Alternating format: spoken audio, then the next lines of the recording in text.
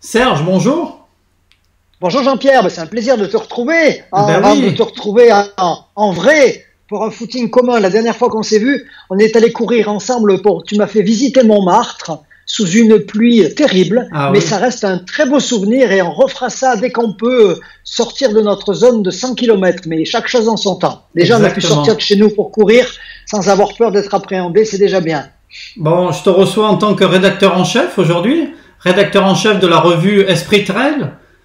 Oui, revue Esprit Trail, j'ai toujours l'impression que je viens de débuter cette revue avec un enthousiasme toujours grand. Tu vois, ce matin, j'ai reçu, l'imprimeur vient de me livrer le numéro 113, et pourtant, ça fait plus de 17 ans que j'ai le plaisir d'être rédacteur en chef de ce magazine Esprit Trail, qui est né, en fait, c'est une scission de Running Attitude. Running Attitude des éditions Riva, d'Edouard Dana, avec Bruno Cavelier à l'époque comme rédacteur en chef, m'avait dit que ça serait bien quand même de lancer une revue sur cette course sur sentier qui commence à prendre, on est avant l'UTMB, hein, Ah oui, à oui. prendre un peu de l'ampleur. Et donc, on est parti sur ce titre Esprit Trail.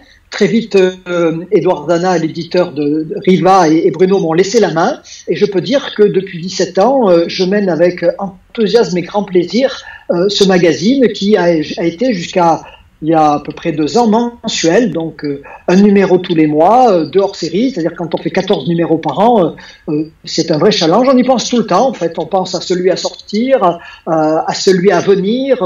On engage des sujets pour plus tard. Quand on fait des sujets à l'automne, on sait qu'on les fera plutôt au printemps. Enfin bref, on vit avec son magazine. C'est quelque chose qui est en permanence dans le petit trésor de la tête et c'est un bonheur. C'est un bonheur parce que c'est quand on est en projet, quand on est en chemin. C'est comme quand on prépare une course. En fait, on a plus de facilité à partir courir. Ben moi, j'ai beaucoup de facilité à me lever le matin parce que je sais que je fais ce magazine et qu'il est lu. J'ai beaucoup de retours.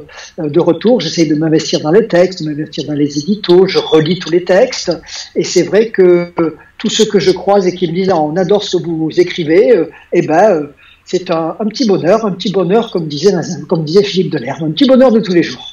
Bon, alors concrètement, durant le confinement, comment ça s'est passé avec ton équipe de rédaction? Est-ce que vous avez tout de suite trouvé vos marques? Vous avez réussi à produire les numéros suivants?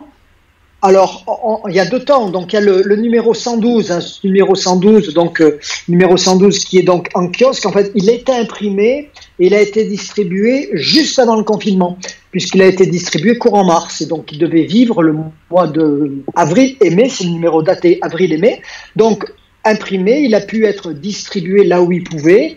Donc effectivement, beaucoup de kiosques étaient fermés, mais il a vécu, on me l'a beaucoup demandé par correspondance sur le site aboriva.com. Les abonnés ont été servis. Et puis on a eu la bonne surprise que nos lecteurs traditionnels les ont cherchés dès qu'il y avait, puisque les tabacs étaient ouverts, les tabacs font souvent point presse, Esprit Trail y est diffusé.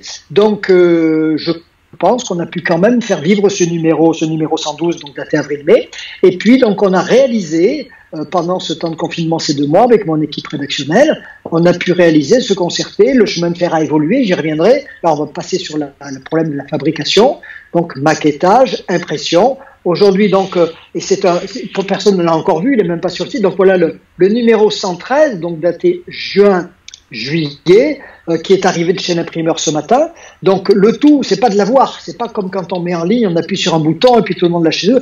Un magazine qui est chez nous, il faut le diffuser. Donc pour le diffuser, il faut qu'il y ait un diffuseur. Donc nous avons un diffuseur qui s'appelle MLP qui continue leur activité, mais qui avait mutualisé des dépôts de diffusion et de livraison avec Presstalis, donc ceux qui ont pu écouter l'actualité ont su qu'ils étaient en difficulté. Donc on a retrouvé d'autres solutions. Donc notre numéro qui devait sortir là le 22 mai, donc aujourd'hui, c'est pour ça que je l'ai sur mon bureau. En fait, au lieu d'arriver dans les kiosques 22, 23, 24 mai, bref, la semaine prochaine, arrivera certainement que début juin dans les kiosques. Par contre, les abonnés le recevront la semaine prochaine dans leur boîte aux lettres si la Poste travaille, mais on sent qu'ils sont un petit peu plus mobilisés et que ces derniers temps, les postiers sont passés de l'endurance douce à la résistance. Hein, donc, ils sont un petit peu plus présents dans nos boîtes aux lettres. Donc ça, c'est l'aspect fabrication. J'insiste bien sur la fabrication parce que à l'ère du web, à l'ère du tout numérique, faire un magazine, c'est encore du travail d'artisan. C'est choisir des thèmes, faire écrire des pigistes, écrire soi-même, faire le chef d'orchestre pour que tout ça prenne sur 80, 100 ou 120 pages. C'est coordonner la rédaction, faire que chaque texte rentre bien dans le volume des pages, trouver les bonnes photos, négocier avec les photographes, bref, avoir un volume dépensé par magazine pour le contenu, texte et photos qui rentrent dans le modèle économique. C'est ensuite le maqueter, c'est ensuite l'imprimer, puis le diffuser. Je suis venu. Donc c'est un chantier renouvelé. Et pour moi, pour Esprit Trail, donc 113 numéros réguliers, une trentaine d'hors-séries, donc 140 ou 150 Esprit Trail depuis 17 ans. Alors pour l'équipe rédactionnelle, donc là j'ai une équipe qui est très soudée, une équipe qui me suit. Moi je suis quelqu'un qui aime avoir des fidélités à long terme. Je fais rarement intervenir un pigiste pour un seul article. Donc notre équipe, on a l'habitude de s'appeler, on a l'habitude de se voir. Avant on faisait des conférences de rédaction, mais depuis que maintenant et depuis une dizaine d'années, j'ai choisi de revenir dans ma ville natale Gap et de travailler beaucoup par télétravail. Donc c'est vrai qu'on avait anticipé. Et donc, hormis sur les courses, je vais rarement chez mon éditeur à Paris, peut-être une fois par trimestre maximum. Et donc on a gardé le contact et on a pu produire un contenu qui est adapté à ce qu'est aujourd'hui le trail. C'est-à-dire le trail sans dossard, mais courir, c'est d'abord courir dans la nature, c'est se faire plaisir en ayant des sensations. On peut aller vite sans même la promesse d'une course ou d'un dossard, parce que courir, c'est être dans la nature et être dans son corps bien dans la nature. Et quand on est léger, facile et qu'on a bien construit son entraînement, eh bien, on est heureux. Et donc, on essaye dans Esprit Trail de la période Covid, le numéro 113, mais aussi le numéro 114 qui est déjà tout dans ma tête, d'avoir une autre approche du trail qui est une approche les sentiers, le coureur face aux sentiers, le coureur face au territoire et en particulier la France. Parce que dans ces périodes-là, j'espère que tous les trailers qui aiment à prendre les avions, à aller courir partout dans le monde, auront bonheur et plaisir à découvrir les magnifiques sentiers de France, de la forêt de Chantilly aux confins des Pyrénées, en passant par la côte basque, la Bretagne, les Vosges, je vais oublier plein d'amis. De partout, il y a des magnifiques sentiers et plein d'organisateurs qui piaffent de pouvoir reposer leur dossier, mais aller à la rencontre de tous ces terroirs de France pour courir, c'est vraiment la bonne période pour faire d'un accident de vie, un accident de société, un virus qui est là et qui a bouleversé nos modèles, finalement une opportunité, c'est d'avoir une course plus curieuse, une course plus respectueuse de l'environnement. Et c'est vrai que si on prend moins d'avions, si on pense un peu aussi à son propre comportement en tant que trailer, acteur, consommateur, dans la société d'aujourd'hui et de demain, c'est pas plus mal. Et on va essayer de traduire ça dans l'esprit trail.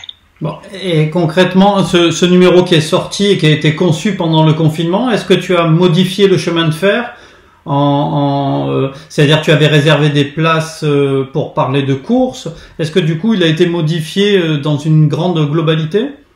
Bien sûr, il a été modifié. En fait, Esprit Trail, on a un squelette qui est assez semblable. D'abord, quand on construit un chemin de fer, j'essaye de m'adresser à tous les niveaux de lecture. Et ça, il faut toujours le dire aux lecteurs, parce que les débutants, parfois, me disent « vos articles sont trop compliqués » et les lecteurs assidus me disent « ça, on l'a déjà lu ». Donc, à chaque fois, j'essaye d'avoir un magazine qui, pour partie, et j'espère pour partie importante, intéresse à la fois le néo-pratiquant, celui qui se met au trail, celui qui court depuis un moment et qui a besoin de conseils un petit peu plus approfondis pour choisir la bonne course ou adapter son entraînement, et puis l'expert, celui qui a tout connu, qui a tout vu et à qui on va aller chercher la nouveauté, la petite course ou le récit d'un champion. Bref, de construire ce qu'on appelle un sommaire, un chemin de fer dans notre jargon, qui intéresse une large palette de lecteurs, du débutant à l'expert. Donc là, on l'a fait évoluer. Alors c'est vrai qu'on a encore quelques récits de courses, puisque décembre, janvier, février, il y a eu des courses, et là en particulier, on a encore quelques courses qui sont relatées. Et puis j'ai le plaisir à présenter finalement un certain nombre de territoires. Et là, on avait préparé un dossier qui aurait été autour du futur ultra de Corse sur le GR20. Le Terra Didi, et on l'a transformé en tout simplement découvrir la Corse par le GR20, et je pense que on pourra quand même cet été aller en Corse, et ceux qui avaient prévu de faire l'Ultra Trail de Corse pourront aller faire une reco de parcours en allant découvrir le GR20 qui est à lui seul une véritable destination trail. Et donc, on donne aussi des conseils sur bien organiser ses rangs de course, comment reconnaître un parcours. Bref, allier l'utile à l'agréable, l'agréable à la découverte d'un lieu, l'utile, prendre des repères si jamais on fera un parcours. Et puis, on a notre Alain Bustin, qui est un grand voyageur après sa carrière, un grand bénévole, responsable des bénévoles à la fois au Cross du Mont Blanc, Marathon du Mont Blanc, l'Ultra Trail du Mont Blanc, qui adore parcourir le monde et qui là est allé faire une rando trail à Tenerife et qui a couru partout et qui nous raconte un petit peu ses aventures. Donc un éclectisme à la fois sur des conseils, parce que c'est pas parce qu'il n'y a pas de course à court terme qu'il ne faut pas bien s'entraîner et bien courir. Il n'y a rien de pire que la monotonie et répéter toujours les mêmes choses. Donc on donne des conseils avec pour les experts la cohérence cardiaque, pour les confirmer. Est-ce qu'on peut oser le bicotidien? Comment s'entraîner 2 fois par jour sans se blesser? Ça peut tenter les gens s'ils travaillent moins, en particulier pendant les vacances d'été ou quand ils sont en télétravail. Comment arriver à comprendre ce que c'est que la cohérence cardiaque? Bref, des tas de conseils, plein de conseils et plein d'idées sur aller s'évader en marchant, en courant et en courant avec le plaisir de la course. J'insiste bien sur ce plaisir de la course parce que on peut courir. On peut aussi se rendre compte que courir est un geste technique, qu'on peut progresser en montée, qu'on peut progresser en descente, qu'on peut prendre plaisir à aller de plus en plus vite sur le plat, et qu'à côté de la découverte du sentier, il y a vraiment ce plaisir physique qu'est la course. Et moi, je m'en lasse pas. J'ai toujours l'habitude de dire que je cours. J'essaie de courir tous les jours. J'ai un modèle qui s'appelle Ron Hill, qui a couru tous les jours pendant plus de 60 ans. Moi, je crois que ça fait maintenant 46-47 ans que j'essaie de courir vraiment tous les jours. Vraiment, il faut vraiment qu'il y ait un cataclysme pour que j'aille pas au moins faire une petite demi-heure. Et c'est un plaisir permanent. Le moment où je pars de chez moi, où je m'extrais de mon quotidien, passer les 3 premières minutes pour dérouiller la bête, c'est toujours un grand plaisir. Bon, tu parles de courir. Je voulais parler de ta deuxième casquette aussi. Tu vas organiser...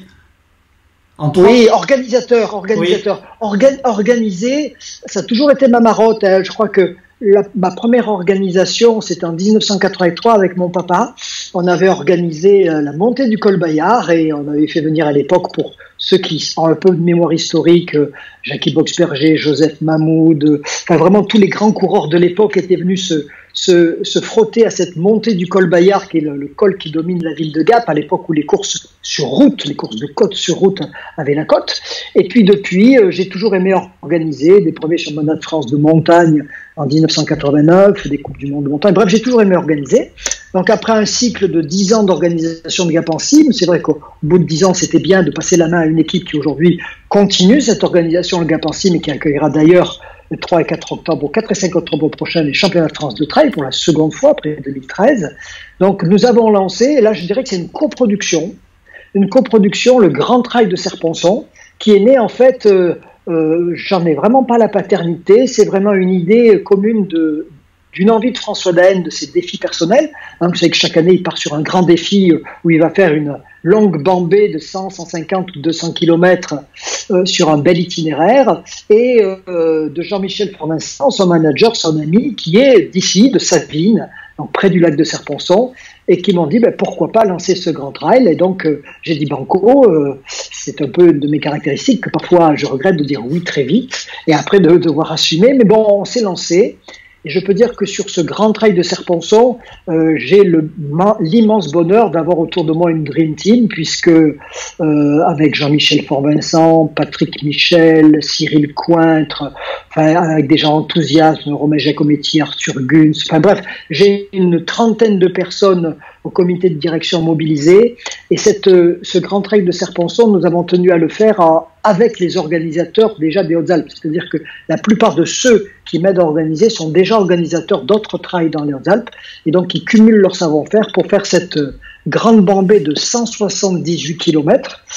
Donc il s'envolera le 18 septembre à 10h d'Embrun, la ville de l'Embrunman, au cœur des Hautes-Alpes, pour faire un parcours qui fera le tour du lac, mais le tour du lac par les sommets. Ah oui. Donc le pic de Morgon, on descend, le pic de Dormilloz, on descend, on monte au pic du Mont Colombis, on redescend, on monte au pic de Piolite, on descend, on monte au col de la Coupa à plus de 2300 mètres, on redescend et on monte en finale à plus de 2300 mètres au Mont Guillaume pour avoir une belle descente de 1600 mètres de dénivelé pour arriver sur Embrun, son lac et son plan d'eau.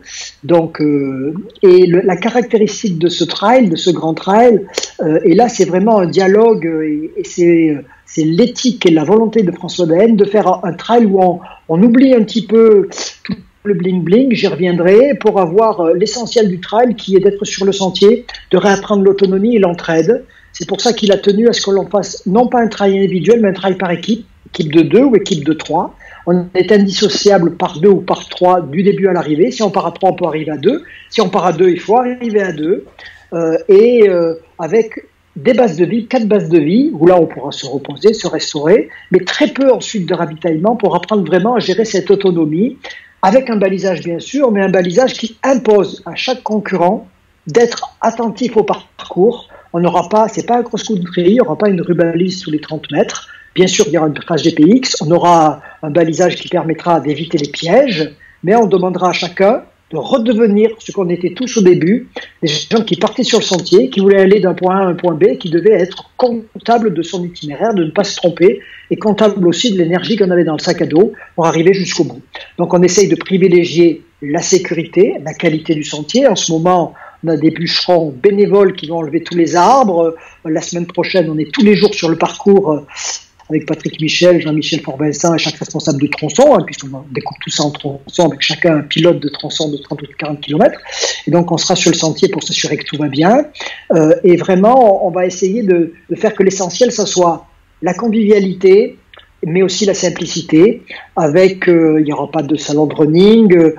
On va essayer vraiment de tester un type d'organisation qui permettent de remettre un peu de démocratie dans le trail. Vous voyez, notre inscription est à 100 € pour 178 km. Avec ça, on a toutes les prestations que les gens attendent. Il y a un maillot technique à 25 €, on a des cadeaux au welcome pack. Enfin, bref, on a tout ce que d'habitude on a l'habitude, mais en fait, on est tous bénévoles et on serre les coups au maximum, chacun apportant son écho. Les bases de vie sont des privés qui nous prêtent leur lieu parce qu'ils ont envie de contribuer à cet essor du territoire. Mais je pourrais en parler énormément et que ce soit cette année ou une autre année, j'incite tous ceux qui aiment le trail, aiment le sentier, à venir faire ce trail. Alors, beaucoup m'appellent en me disant on aimerait le faire seul. C'est vrai que c'est plus facile de courir tout seul, mais courir à 2 sur le sentier, c'est une autre aventure. Et je leur dis, essayez de trouver quelqu'un, essayez de construire aussi une autre épopée, qui est une épopée partagée. Et je vous assure que partager une épopée à 2 ou à 3, quand on arrive au bout du sentier, on n'a pas vécu la même chose, on a beaucoup plus de ressentis, d'émotions, et je peux vous dire que ça scellera des belles amitiés qui serviront tout au long de la vie, et ça créera de la chaleur pour plus tard. Ah bah, ça donne envie. Ça donne envie tout ça. Oui, tu peux rappeler les dates ? 18, 19 et 20 septembre. Alors nous limitons les dossards à 1000 dossards, puisque on veut vraiment pas de gigantisme. On trouve que 1000 personnes sur le sentier en même temps, c'est déjà beaucoup. Est-ce que c'est 1000 pour l'ensemble des courses ou 1000 pour la grande ? Non, c'est 1000 pour le long. 1000 pour le long, 500 pour le 45, 500 pour le 15, donc 2000 coureurs en tout, répartis avec des départs sur 2 jours. Donc on a 1000 coureurs uniquement sur le Grand Trail. On a aujourd'hui 900 dossards attribués, donc il en reste qu'une centaine. Pour ceux qui veulent, qui sont déçus, je veux surtout pas donner l'impression d'être un vautour qui prend les déçus du TMB, surtout pas. Vraiment surtout pas, mais ceux qui veulent éventuellement vivre une autre aventure et qui sont déçus de ne pas pouvoir faire de beaux trails en août, de longs trails, il y en a d'autres, l'Ultra 01, il y aura peut-être l'échappée belle, mais en tout cas chez nous, on aura à cœur de tous vous recevoir avec simplicité, mais avec beaucoup d'amitié, en tout cas en ayant pour seul but de vous faire découvrir ce territoire qu'on aime tant, de ces belles Alpes du Sud, autour de ce lac miroir qu'est le lac de Serponçon. Donc on peut me dire, mais oui, mais est-ce que vous êtes sûr d'organiser ? J'entends beaucoup par mail, est-ce que vous êtes sûr d'organiser ? Aujourd'hui, on est comme au départ d'une course. Personne au départ d'une course peut vous dire que je suis sûr d'être finisher. Par contre, ce que l'on sait, c'est que si on ne s'est pas entraîné, si on n'est pas motivé au départ, on ne sera pas finisher. Donc aujourd'hui, toute notre équipe, à toute mon équipe, je dis, on va tout faire pour organiser. On va faire le maximum, on écoute les consignes, je vais y revenir, on les appliquera et on essaiera de faire que malgré les consignes, ce soit une grande fête. Donc aujourd'hui, nous disons oui, nous organiserons. Il faudra vraiment qu'il y ait un contexte très très très défavorable pour qu'on puisse pas organiser. Donc à ce jour, on a prévu vraiment un dispositif avec, très simplement, on a une belle espace de départ. À 1000, on fait 10 traces où on a 100 coureurs tous les 10 mètres. Donc 100 coureurs tous les 10 mètres avec de 9 à 10. On fait partir par vague qui avance successivement 100 coureurs toutes les 30 secondes. Bref, un peloton de 1000 part en 5 minutes. Quand on sait qu'il y a 178 km et que c'est Live Trail et les puces qui garantiront une équité à l'arrivée, il n'y a pas de souci. Aujourd'hui, les pouvoirs publics nous demandent d'avoir un buff sur la tête au départ pour les coureurs pendant les premiers hectomètres du départ, aux conditions du 21 mai. On peut penser que le 18 septembre, cette limite sera levée. On nous demande aussi d'avoir des ravitaillements individualisés, donc là pas de problème. On a fait des précommandes de plateaux. Chaque coureur arrivant prendra son propre plateau avec dessus tout ce qu'il faut pour se restaurer, une soupe de pâtes, du fromage, du jambon, une barre, enfin bref, des sandwichs, tout ce qu'il faut pour se restaurer de manière individuelle. Et puis, on nous demande aussi de ne pas faire de grandes remises des prix avec une foule et de faire des podiums pour célébrer les vainqueurs à l'arrivée. Ma foi, si c'est que ça, si on peut être en chantier, si on peut être sur le sentier organisé quand même, on fera avec ces consignes-là, puisqu'on a tellement travaillé et on a plaisir et on veut que les coureurs soient là au départ pour le Grand Trail de Serre-Ponçon. Voilà. Ben écoute Serge, ça donne envie tout ça. Il y a forte chance que je sois là, peut-être pas pour la grande course, mais en tout cas que je sois là en spectateur ou en reporter. Mais j'ai envie de voir ça. Bon. En off, on va en parler, et là, c'est pas revenu dans l'oreille d'un sourd, et je sais que là, et je dirais un petit mot là-dessus, ce qui est le plaisir aussi du trail, c'est le plaisir de cette famille que sont les journalistes du trail. On se rend pas compte, et parfois on me parle de mes concurrents, quand on parle de Fred Bousseau de Trail Endurance, quand on parle de Pauline Roy de Nature Trail, quand on parle de Sylvain Bazin de Wider, quand on parle de toi, Jean-Pierre, Run. En fait, non, ce sont des amis. Et il y a tellement de millions de coureurs, il y a tellement de gens qui aiment. Quand on voit nos chiffres de vente, on est tous à peu près pareils. Il y a tellement de marge de progression. C'est parce qu'on est ensemble, parce qu'on fait du bon boulot, parce qu'on fait du boulot en s'entendant. Et les courses, c'est aussi un moyen, ou les voyages de presse, de se retrouver. Et je leur dis à tous, vous me manquez. Ces voyages de presse où on se retrouve tous, ça me manque. Donc, j'espère que sur le Grand Trail de Serre-Ponçon, Fred Bousseau sera là, Sylvain Bazin vient de me dire avant-hier qu'il réfléchira certainement là. Jean-Pierre, je veux que tu sois là et on vous accueillera comme il se doit. Voilà. Écoute, c'est une belle conclusion, pleine de positivité. Et puis, je te dis à bientôt. À bientôt et bon sentier à tous. Et tant que vous êtes en sentier, tant que vous courez, quelle que soit l'allure où vous courez, vous êtes vivant et faites tout pour pouvoir continuer à courir longtemps et avec bonheur. À bientôt. Ciao.